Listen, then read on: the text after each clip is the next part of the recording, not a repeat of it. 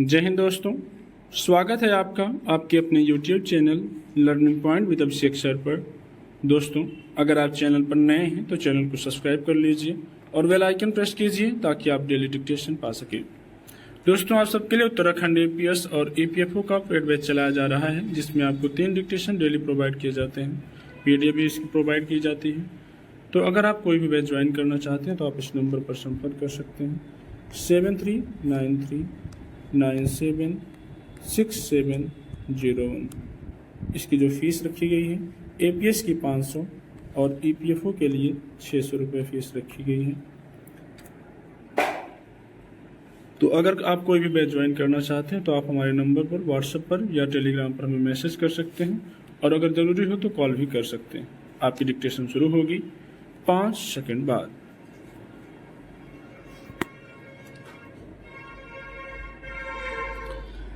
विभिन्न केंद्रीय मंत्रालयों में उच्च पदों पर विशेषज्ञता वाले लोगों की एक प्रकार से सीधी भर्ती अर्थात लेटरल एंट्री वाला विज्ञापन वापस लेने से यही स्पष्ट हो रहा है कि मोदी सरकार दबाव में आ गई। दबाव केवल विपक्षी दलों का ही नहीं था बल्कि सहयोगी दलों का भी था।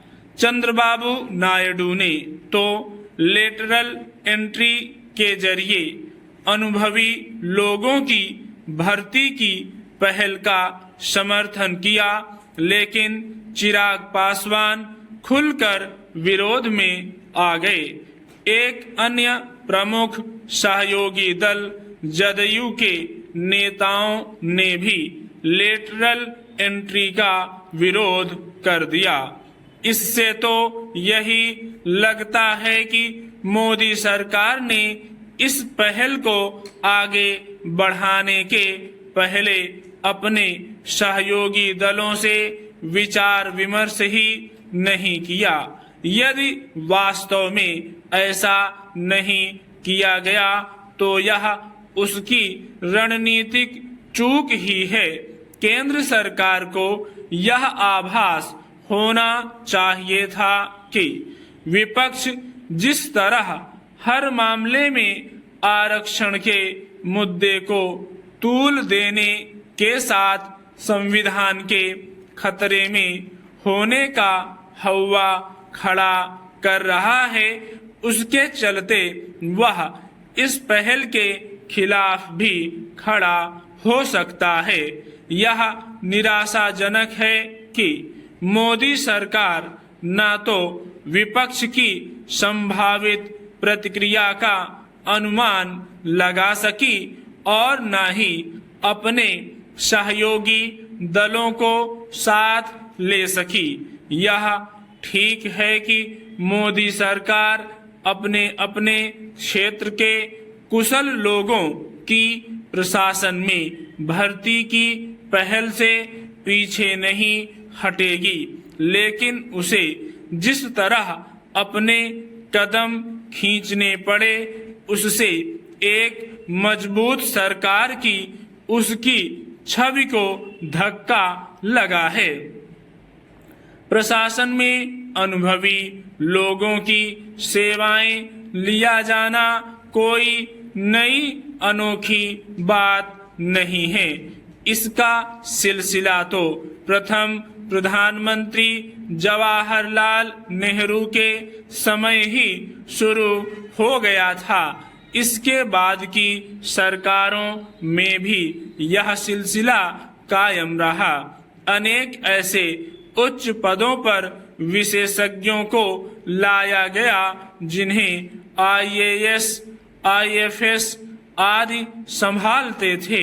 मनमोहन सिंह, मोन्टेक सिंह, अहलूवालिया आदि लेटरल एंट्री के जरिए ही उच्च पदों पर आए।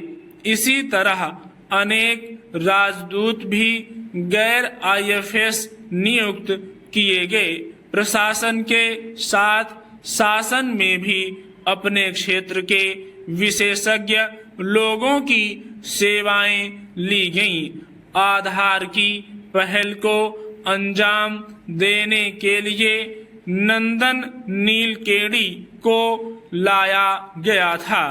विपक्षी नेता और विशेष रूप से राहुल गांधी इस सब से अनजान नहीं हो सकते, लेकिन वह नकारात्मक और विभाजनकारी राजनीति का कोई मौका नहीं छोड़ रहे हैं। यह उनकी मौका परस्ती ही है कि एक समय वह खुद लेटरल एंट्री के जरिए प्रशासन में पूर्व सैन्य अधिकारियों की भर्ती का वादा कर रहे थे, लेकिन अब उसके खिलाफ खड़े हो गए, और वह भी तब जब यह कहीं नहीं कहा गया था कि आरक्षित तबकों के लोग लेटरल एंट्री का हिस्सा नहीं बन सकते।